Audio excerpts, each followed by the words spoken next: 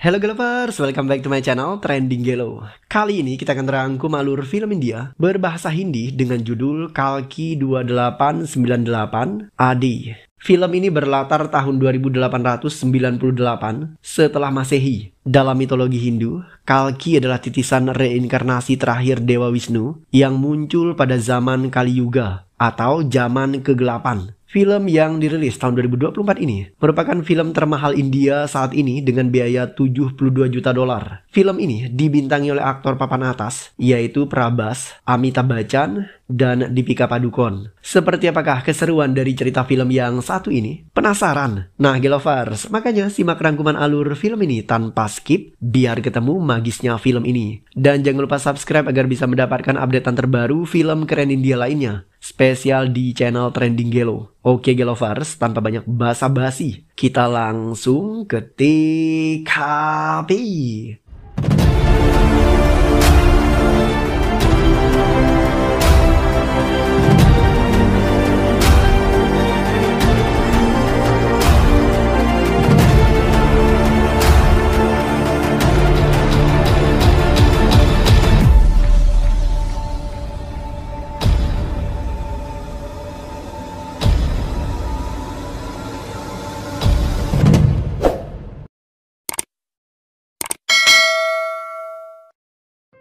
Film ini diawali dengan adegan di mana Aswatthama secara diam-diam membunuh anak-anak Pandawa. Aswatthama juga menggugurkan janin Utari, istri Abhimanyu. Tindakan Aswatthama membuat Krishna murka. Dia kemudian mengutuk Aswatthama. Arjuna mencabut permata yang ada di jidatnya dan membuangnya ke suatu tempat. Kutukannya adalah Aswatthama tidak akan pernah mati, tetapi Aswatthama akan hidup tanpa cinta. Dia akan tersiksa dan mengemis meminta kematian. Kutukan itu akan berakhir ketika reinkarnasi Dewa Krishna terlahir kembali ke dunia. Krishna sendiri adalah reinkarnasi dari Dewa Wisnu. Untuk melepas kutukan itu, Aswatthama harus melindungi kelahiran reinkarnasi Krishna. Dan sebagai pertanda kelahiran Krishna, Aswatthama akan mendapatkan kembali permatanya, sungai Gangga akan mengering, dan bumi akan dipenuhi oleh udara beracun. Setelah kejadian itu, Aswatthama hidup ribuan tahun, dan dia begitu tersiksa tanpa cinta. Hingga pada akhirnya, pada tahun 2898 setelah Masehi, orang-orang di bumi hidup tanpa pohon.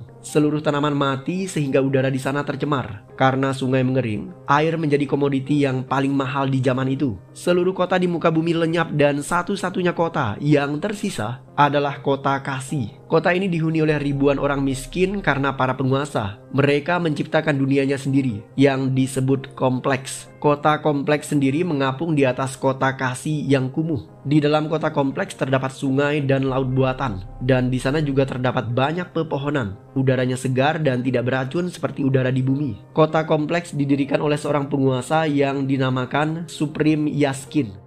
Kota ini sudah berdiri hampir selama 100 tahun sesuai dengan umur pendirinya.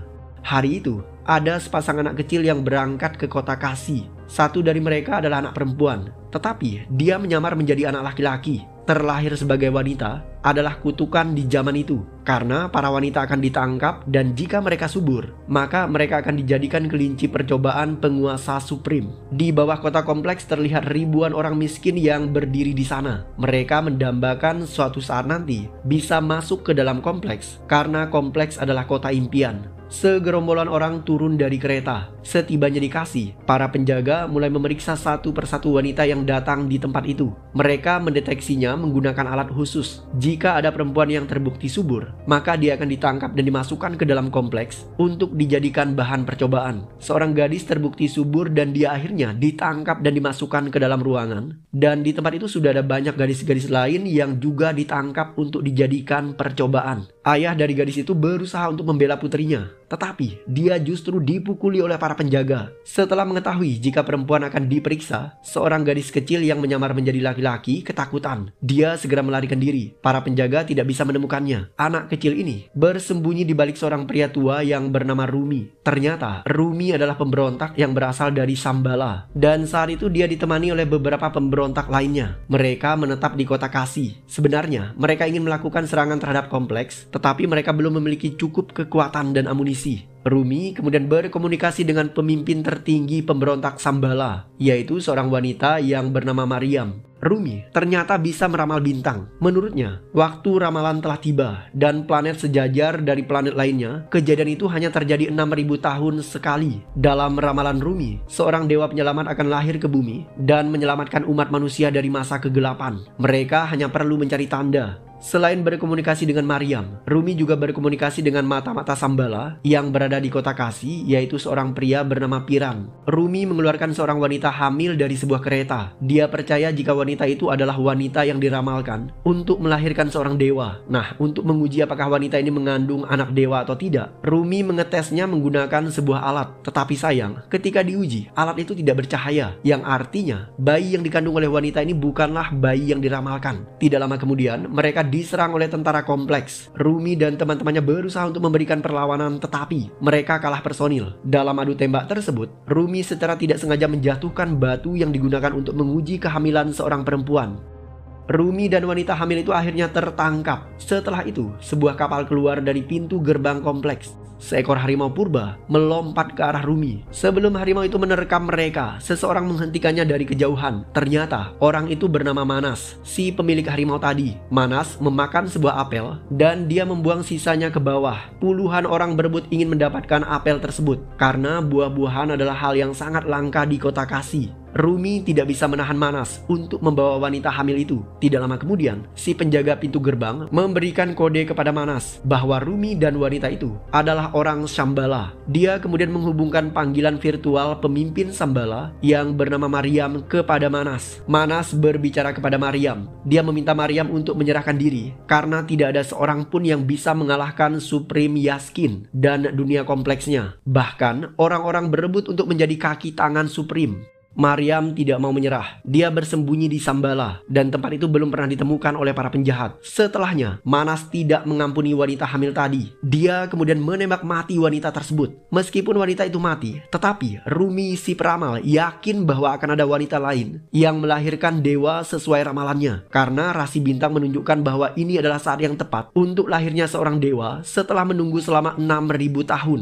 Manas tidak terima dengan ocehan Rumi. Dia kemudian menembak mati pria tua itu. Kejadian tersebut disaksikan Mariam melalui video call virtualnya. Mariam hanya bisa menangis karena satu persatu orang kepercayaannya tewas terbunuh, sementara ramalan itu belum juga terwujud. Di depan Mariam ada sebatang pohon besar yang sudah kering dan pohon itu tanpa dedaunan. Ketika seorang anak kecil bertanya, Mariam mengatakan bahwa pohon itu tidak mati. Pohon tersebut akan menghasilkan daun jika ramalan tentang anak dewa menjadi kenyataan.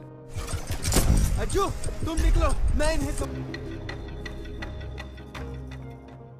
Penjaga pintu gerbang kompleks yang bernama Dona mengejar seorang anggota Shambhala. Dia harus menangkap pemuda itu karena pemerintah kompleks menawarkan harga sebesar 5.000 unit. Unit adalah sejenis alat barter yang menyerupai uang. Siapapun memiliki unit yang banyak bisa masuk ke dalam kompleks jika unitnya telah mencapai 1 juta. Dona mengejar pria tersebut, tetapi Goku terlebih dahulu ditangkap oleh seseorang yang lain. Dan orang itu adalah pemburu bayaran yang kerjaannya menangkap orang-orang untuk dijual ke kompleks. Dengan demikian dia bisa mengumpulkan banyak unit. Karena cita-cita pemuda yang satu ini adalah mengumpulkan 1 juta unit dan tinggal di dalam kompleks. Pemuda ini bernama Bhairava dan dia tidak pernah kalah dalam satu pertarungan pun.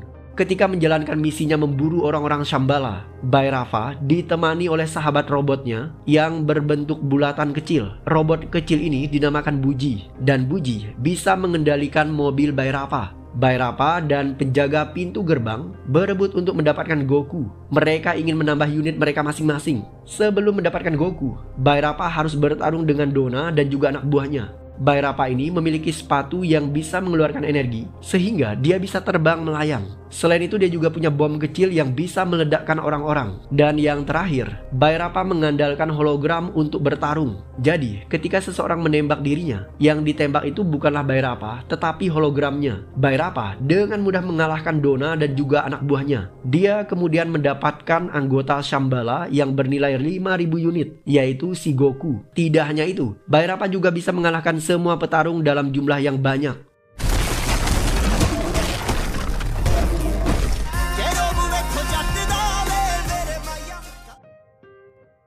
Seorang wanita tanpa nama terpenjara dalam sebuah gedung di mana gedung itu adalah tempat peternak para wanita hamil. Gedung itu adalah sebuah laboratorium dan laboratorium itu dijaga oleh anak buah Supreme. Wanita tanpa nama itu diberi kode SUM-80. Dia memiliki rutinitas yang sama dan berulang-ulang. SUM-80 akan terbangun dari tidurnya, kemudian diberi makan dan juga vitamin. Dan kerjaan SUM-80 adalah merawat wanita hamil yang ada di laboratorium tersebut. Mereka yang bertugas seperti ini adalah para wanita yang tidak subur. Dengan kata lain, mereka tidak bisa hamil. Untuk menghamili para wanita, laboratorium tersebut menyuntikkan serum kepada para wanita. Seorang penjaga tertarik dengan SUM-80. Dia ingin mencumbuinya. Tetapi penjaga pria ini sudah memiliki seorang kekasih yang bernama M40. Tugas SUM-80 adalah memberi makan wanita hamil. Seorang wanita hamil yang dikurung dalam laboratorium tersebut mengatakan bahwa hidupnya akan sia-sia karena suatu hari nanti dia dan bayinya pasti akan dibunuh oleh Supreme. Ketika keluar dari tempat itu, SUM-80 mencuri satu apel untuk dirinya sendiri. Dia ingin memakan apel tersebut. Tetapi ketika dia keluar dari kamar itu, SUM-80 dihadang oleh pria yang menyukainya tadi.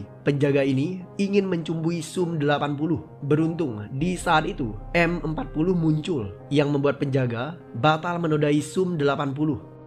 Proyek wanita hamil di laboratorium tersebut dinamakan Proyek K. Proyek K dipimpin oleh seorang dokter dan dokter ini tidak tahu apa tujuan dari proyek tersebut. Semua wanita hamil diharapkan kehamilannya bisa mencapai usia 150 hari. Tetapi tidak ada satupun wanita yang bisa mencapai usia kehamilan selama itu. Rata-rata dari mereka hanya mampu hamil selama 90 hari. Dan setelahnya mereka melahirkan. Nah, sebelum lahiran, para wanita ini akan disedot janinnya, kemudian diekstrak. Dan setelah itu, ekstrak dari janin ini akan diberikan kepada Supreme. Dan tentu saja, setelah lahiran, ibu hamil itu akan dibuang ke dalam perapian. Dokter penasaran apa sebenarnya yang diinginkan oleh Supreme dengan membunuh para ibu hamil tersebut dan juga mengekstrak janinnya. Dengan mengetahui maksud dan tujuan itu, dokter berharap agar bisa menemukan sesuatu yang diinginkan oleh Supreme tanpa harus membunuh para wanita hamil tadi. Karena penasaran, dokter kemudian bertanya kepada Manas. Manas kemudian membawa dokter ini bertemu dengan Bani, karena hanya Banilah yang bisa menjadi perantara untuk menemui Supreme. Dokter masih penasaran dengan tujuan dari proyek tersebut dan apa yang diinginkan oleh Supreme. Dia mengambil ekstrak janin, kemudian bertemu dengan konselor Bani. Konselor Bani adalah tangan kanan kepercayaan Supreme. Bani kemudian membawa dokter dan juga Manas untuk bertemu dengan Supreme di ruangannya. Penguasa kompleks itu berada di sebuah kamar rahasia. Dan untuk mencapai kamar itu, mereka harus diangkat oleh patung raksasa yang bergerak secara otomatis setelah diaktifkan oleh konselor Bani. Ternyata Supreme sangat lemah fisiknya. Dia tidak berdaya dan seperti pria tua yang tidak bisa berbuat apapun. Setelah diberikan ekstrak wanita hamil yang berusia lebih dari 90 hari, Supreme akhirnya mendapatkan kekuatannya. Janin yang berusia 98 hari saja sudah memberikan kekuatan yang luar biasa kepada Supreme. Supreme tidak menyukai dokter itu karena dianggap kepo dan mencampuri urusannya. Dia kemudian membunuh dokter tersebut. के नाम पे युद्ध करने वाले इंसानों को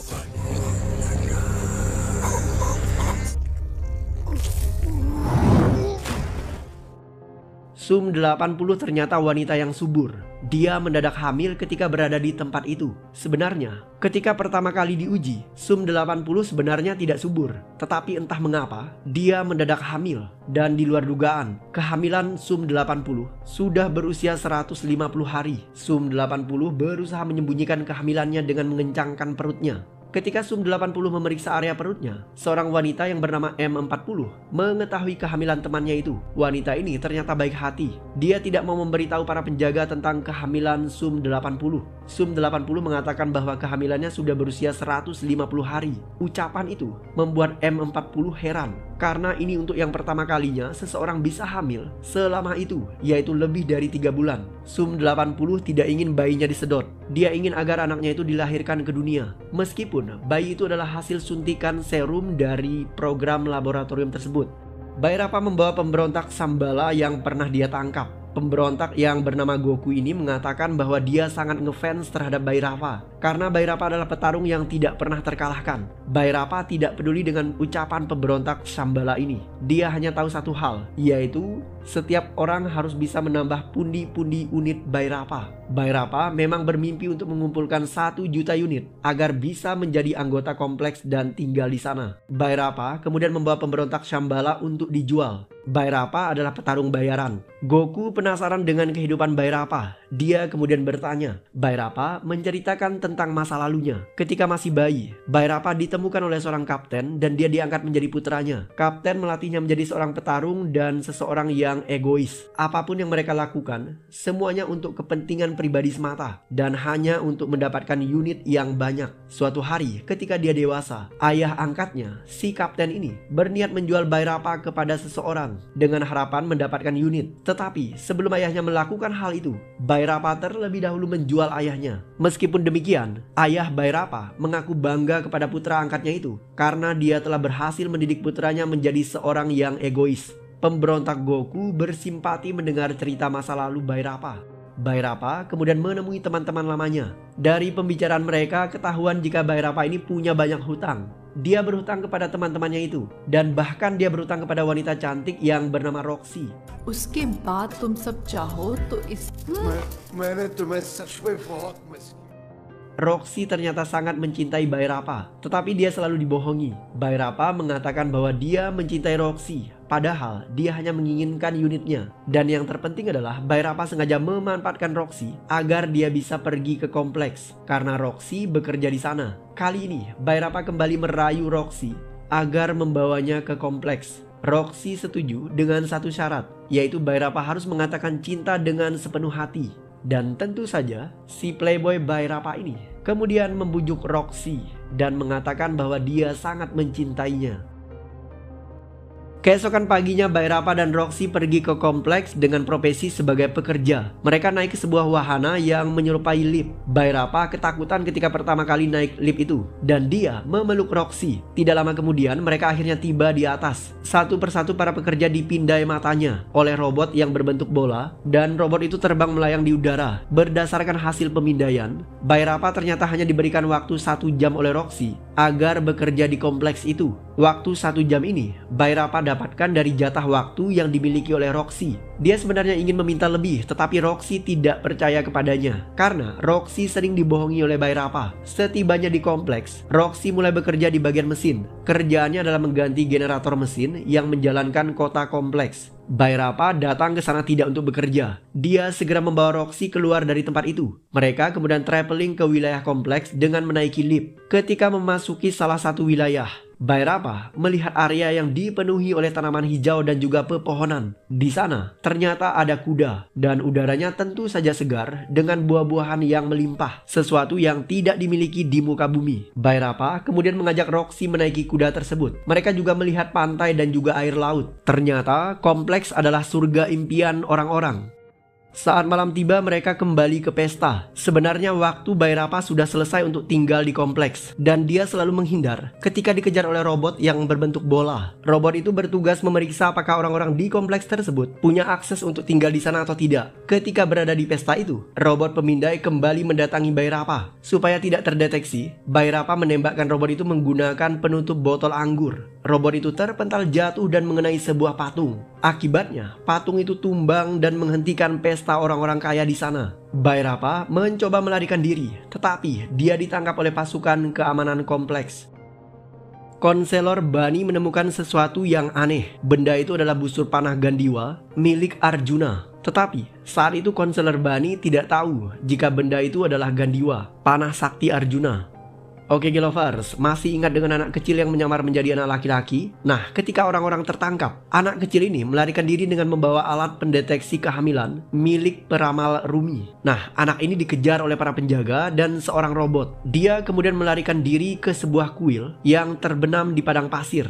Sementara itu, robot terus mengejar anak ini. Ketika berada di dalam kuil, anak kecil ini terdesak dan pada akhirnya dia tertangkap. Nah, di saat itulah seorang pria tua memukul robot tersebut. Robot itu terpental kemudian menembak kakek tua itu. Tetapi, sang kakek berhasil menghancurkan robot tersebut. Anak kecil ini berterima kasih kepada kakek itu. Dia melihat luka di bagian perut si kakek, tetapi luka itu mendadak sembuh dengan seketika. Pria tua itu tidak mati. Dan hal itulah yang membuat anak kecil yang bernama Raya ini penasaran, kagum akan kemampuan bertarung si kakek dan ilmu kebal yang dia miliki. Raya kemudian mengajak kakek itu agar bertarung membela pemberontak Shambhala. Kakek ini mengatakan bahwa dia tidak tertarik untuk ikut pertarungan karena tujuan hidupnya hanya satu, yaitu menyelamatkan satu orang. Sementara itu, Sum 80 kembali digoda oleh penjaga genit. Dia ingin memperkeosnya, tetapi secara tidak sengaja penjaga genit itu melihat perut Sum 80. Karena ketahuan jika dirinya hamil, Sum 80 kemudian mengambil senjata dan menodongkannya kepada penjaga genit itu. Tetapi seketika temannya datang. M40 membujuk Sum 80 agar menyerahkan senjata itu kepada dirinya. Sum 80 percaya kepada M40. Dia menyerahkan senjata itu, tetapi tiba-tiba temannya itu justru berpihak kepada penjaga genit tersebut. Sum 80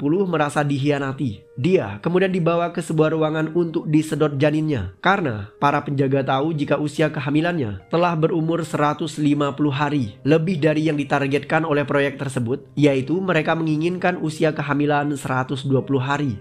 Ketika Sum 80 disedot, semua wanita hamil lainnya hanya bisa memandang dari kejauhan. Mereka tahu jika sedot janin akan membunuh janin itu dan juga ibunya. Nah, ketika proses ekstraksi janin berlangsung, sesuatu yang aneh terjadi. Mendadak daya listrik di dalam laboratorium terganggu oleh kekuatan dari bayi yang dikandung oleh Sum 80. Tidak hanya itu, panah yang ditemukan oleh konselor Bunny juga mengeluarkan cahaya. Bahkan, benda itu sekarang tidak bisa disentuh oleh tangan manusia. Konselor Bunny terpental ketika hendak memegang busur panah tersebut. Keanehan lain yang terjadi adalah di dalam kuil, kakek tua itu bisa merasakan sesuatu yang berbeda. Dia seakan melihat bayangan-bayangan dari Sum 80 yang tidak terlihat begitu jelas. Pada akhirnya, janin tersebut berhasil diekstraksi dan menghasilkan satu serum. Setelah itu, Sum 80 tersedot jatuh ke dalam pembuangan api. Dia meluncur deras dan akan terbakar oleh api yang menyala di bawah. Tetapi, Sum 80 berhasil meraih salah satu sudut terowongan. Namun hal itu tidak berlangsung lama. Dia pada akhirnya kembali terjatuh. Di saat itulah temannya muncul dari lubang angin dan segera menyelamatkan dirinya. Sum 80 berterima kasih kepada temannya itu.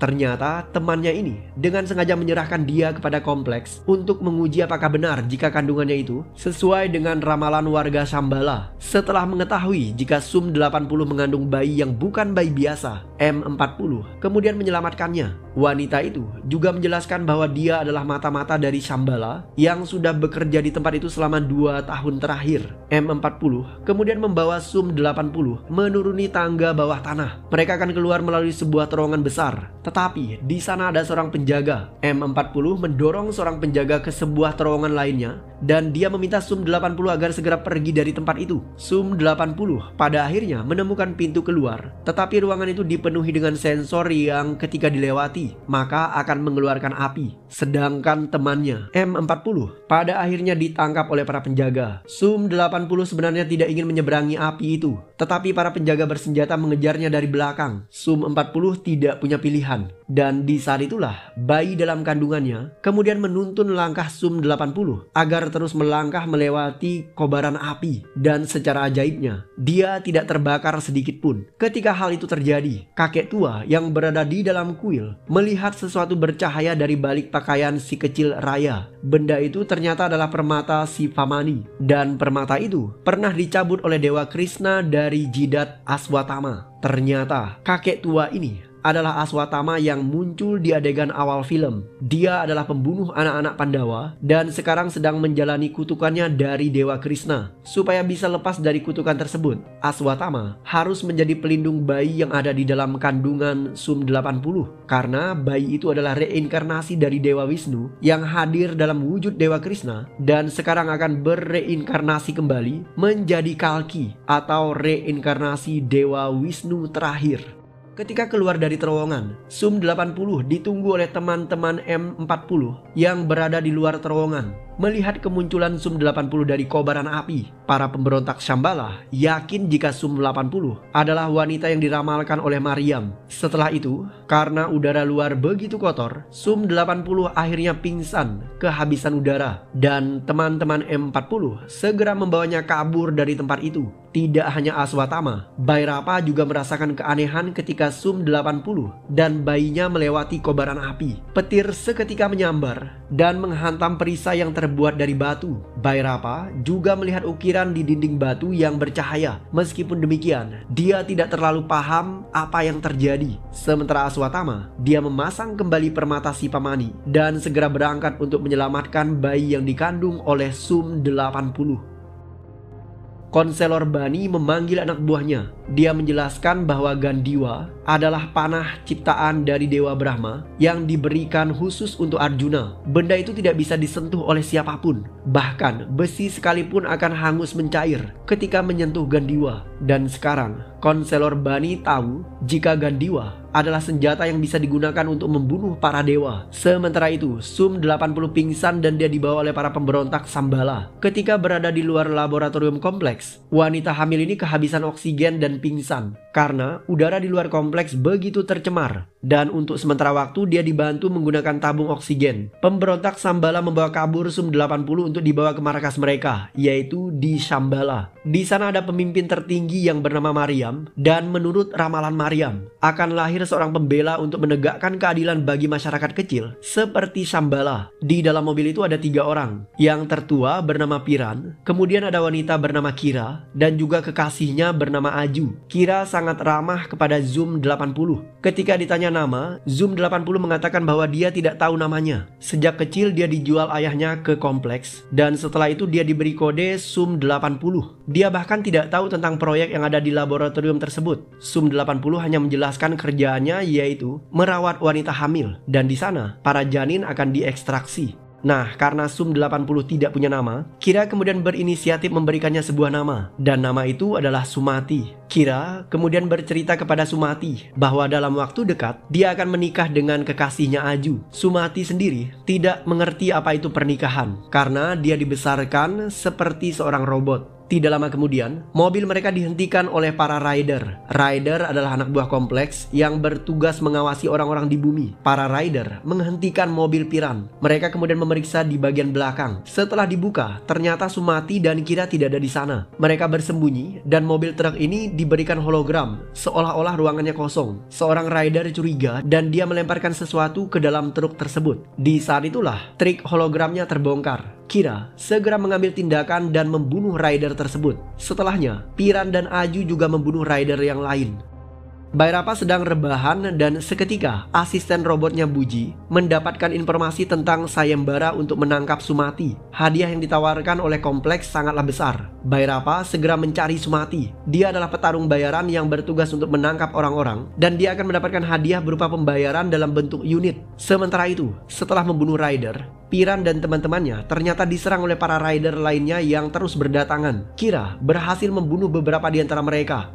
Selain rider, ada juga penjaga pintu masuk yaitu Dona yang juga ikutan mengejar Sumati. Dona satu profesi dengan Bairapa, yaitu menangkap para pemberontak untuk dijual kepada kompleks. Nah, untuk mengatasi Dona, Kira terpaksa turun tangan, dan wanita yang satu ini ternyata sangat tangguh. Dia berhasil memukul jatuh para penjaga. Meskipun demikian, Dona berhasil lolos dan dia masuk ke dalam truk untuk menangkap Sum 80 atau Sumati. Di saat itulah Kira muncul dan bertarung dengan Dona. Dalam pertarungan itu, Dona terpental keluar dari mobil dan dia secepatnya menarik kaki Kira. Sekarang mereka berdua terjatuh bersamaan, tetapi di saat itulah Aju dan Sumati menolong Kira. Mereka memegang tangan wanita itu agar tidak terjatuh. Kira sadar jika dirinya selamat, maka Dona akan masuk ke dalam mobil dan menangkap Sumati. Karena itulah Kira melepaskan pegangannya. Ketika tubuhnya menjauh dari truk, Kira melemparkan bom yang menewaskan dirinya dan juga Dona. Setelah kehilangan Kira, Aju beranjak ke bagian depan mobil. Dia menangis di samping Piran. Derita mereka ternyata tidak terhenti sampai di situ. Mereka disusul oleh para rider. Terjadi baku tembak di antara mereka dan Aju terkena tembakan. Para rider segera mengepung Piran dan mereka terpaksa menyerahkan diri. Di saat itulah Aswatama muncul. Dia datang bersama anak kecil yang menyamar menjadi laki-laki. Para rider menembaki Aswatama, tetapi tubuhnya kebal peluru. Dia bahkan mematahkan senjata musuh dengan begitu mudah. Setelah itu, Aswatama membantai semua musuhnya dan mengangkat mereka tinggi ke udara seperti boneka.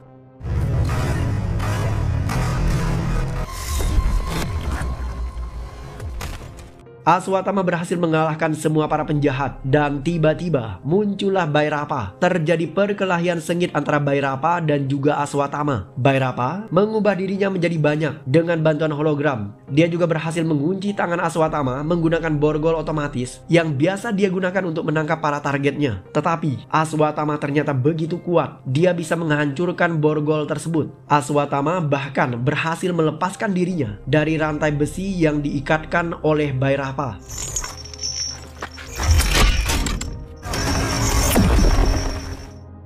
Aswatama pada akhirnya berhasil mengalahkan Bhairapa. Kekalahan itu menjadi kekalahan pertama Bhairapa. Setelah itu, Viran membawa Sumati ke Shambhala. Aswatama juga ikut ke sana. Setibanya di Shambhala, mereka disambut oleh Maryam dan juga orang-orang di tempat itu. Maryam sepertinya merasakan bahwa kehadiran Sumati akan menggenapi ramalannya. Terbukti, sebatang pohon yang sudah tidak pernah tumbuh daunnya, sekarang mulai tumbuh. Maryam secepatnya menyambut kedatangan Sumati. Meskipun demikian, kedatangan mereka ini diragukan oleh salah satu prajurit Shambhala. Prajurit ini tidak percaya jika Sumati adalah wanita yang diramalkan oleh Maryam. Prajurit ini bahkan khawatir jika Sumati akan membahayakan kerajaan Shambhala karena orang-orang akan berdatangan di tempat itu untuk menculik Sumati dan diserahkan kepada Supreme. Ketika prajurit ini meragukan Sumati, tiba-tiba hujan turun dari tempat itu untuk yang pertama kalinya setelah 100 tahun berlalu. Karena kehadiran Sumati membawa hujan, orang-orang kemudian membunyikan gong yang menjadi pertanda bahwa seorang dewa akan lahir sebagai penyelamat dari rahim Sumati. Warga Shambhala kemudian berlutut dan memberikan penghormatan kepada Sumati.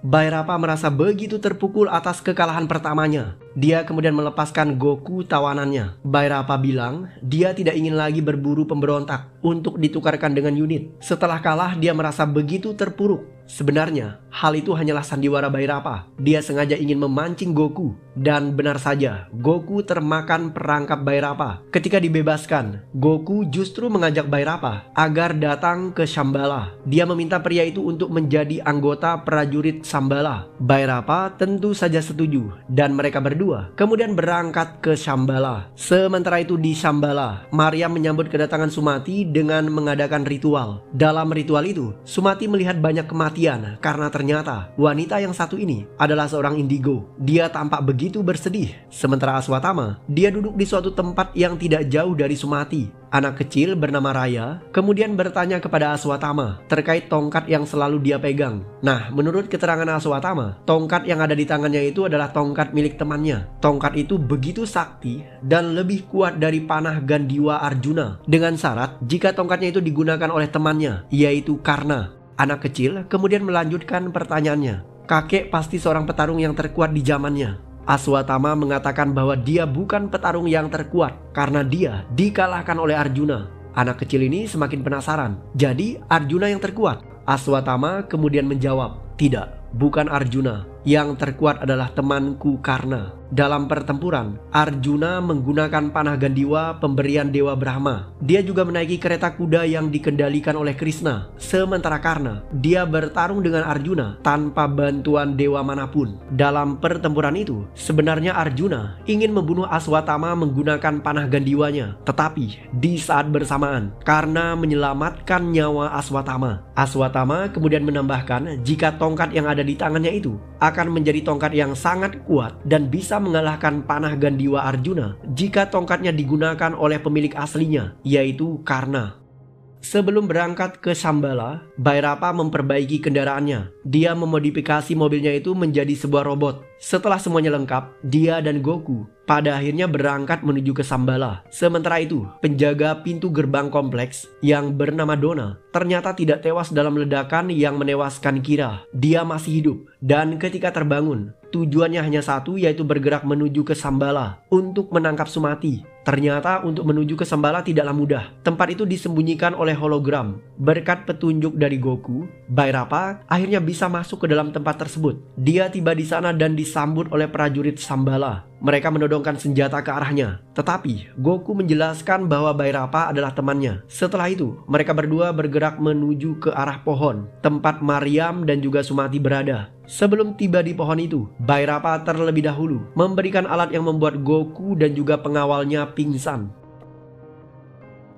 Bhairapa mengubah wujudnya menjadi Aswatthama dengan bantuan hologram. Mereka kemudian bertarung. Dalam pertarungan itu, Bhairapa kalah dan dia terpaksa kembali ke wujud aslinya. Bhairapa ingin menculik Sumati, tetapi Sumati selalu dilindungi oleh Aswatthama. Setelah kalah dalam duel tersebut, Bhairapa kali ini duel menggunakan mobil yang sudah dia modifikasi menjadi robot. Perkelahian antara robot melawan Aswatthama berlangsung begitu sengit. Sekelompok prajurit Sambala mencoba menembaki robot itu, tetapi tidak bisa. Tidak lama kemudian, langit kerajaan Sambala ditembus oleh pertahanan musuh.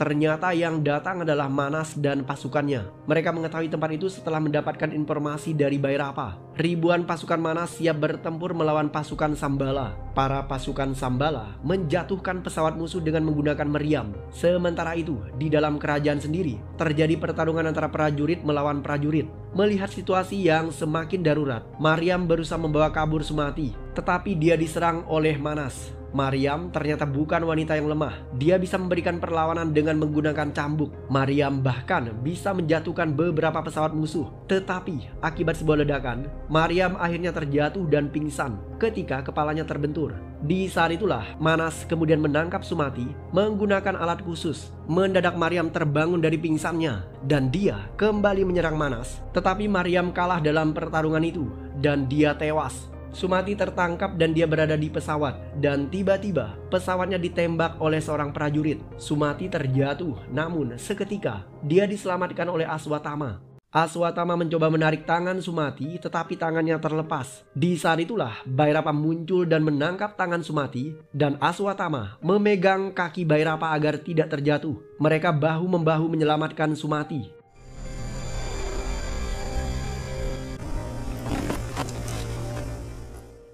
Ketika Sumati berhasil diselamatkan, Aswatthama kembali memukul Bhairapa yang membuat pria itu terpental jatuh. Aswatthama berniat menghabisi Bhairapa, tetapi Manas melemparnya menggunakan alat sehingga dia tidak bisa bergerak. Manas kemudian memukul Sumati hingga pingsan. Dia meletakkan wanita itu di sebuah alat, dan alat itu membuat mereka terbang melayang menuju ke pesawat. Aswatthama hanya bisa berteriak tetapi tidak bisa berbuat apa-apa karena kedua kaki dan tangannya terikat. Sementara Bhairapa ketika jatuh pingsan dipukul oleh Aswatthama, secara tidak sengaja tongkat Karna terjatuh di tangannya. Di saat itulah tunas dari tanaman yang baru tumbuh terjatuh akibat percikan angin. Daun itu kemudian melayang dan mengenai tongkat Karna. Seketika tongkat itu mengeluarkan cahaya dan memberikan kekuatan bagi Bhairapa. Pemuda itu kemudian bangkit dan mengibaskan tongkatnya. Dan di saat itulah cahaya melesat cepat menghancurkan beberapa pesawat musuh. Melihat kebangkitan Bhairapa, Manas memerintahkan anak buahnya untuk menyerang Bhairapa. Tetapi Bhairapa berubah menjadi sangat tangguh dengan tongkat tersebut.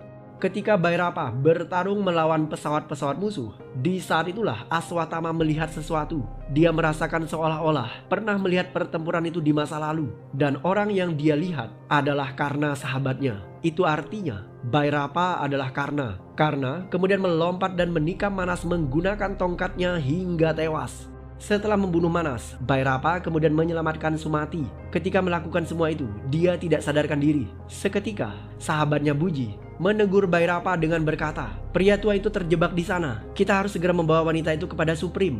Ucapan Buji menyadarkan Bhairapa. Awalnya dia kerasukan Karna, tetapi sekarang dia sadar jika dirinya adalah Bhairapa. Bhairapa kemudian membawa Sumati menggunakan pesawatnya. Di saat itulah Aswatthama berusaha menghentikan tindakannya, tetapi pesawat itu melesat cepat meninggalkan Aswatthama. Tidak lama berselang, si kecil Raya muncul dan bertanya, siapa pria itu dan kenapa dia begitu kuat? Aswatthama teringat akan masa lalunya ketika perang. Arjuna membidiknya menggunakan panah Gandiwa. Tidak ada seorang pun yang bisa lepas dari bidikan panah Arjuna. Seketika muncul anak panah yang datang dari arah berbeda dan menghantam anak panah Arjuna. Ternyata orang yang telah menyelamatkan Aswatthama dalam pertempuran itu adalah sahabatnya Karna. Karna, hanya panah Karna yang bisa menandingi panah Arjuna. Aswatthama sadar jika Bhairapa adalah reinkarnasi dari sahabatnya Karna. Film ditutup dengan adegan di mana konselor Bani bertemu dengan Supreme Yaskin. Dia membawa satu tetes serum yang mengandung ekstrak dari bayi Sumati. Ketika Supreme menggunakan serum tersebut, dia mendapatkan kembali kekuatannya. Supreme bahkan bisa memegang Gandiwa Arjuna tanpa melepuh tangannya. Itu artinya dia telah memiliki kekuatan dewa. Supreme kemudian bersumpah untuk memusnahkan dewa yang akan lahir dari rahim Sumati. Itu artinya akan ada serial kedua dari film Kalki. Dan untuk sementara film pun berakhir.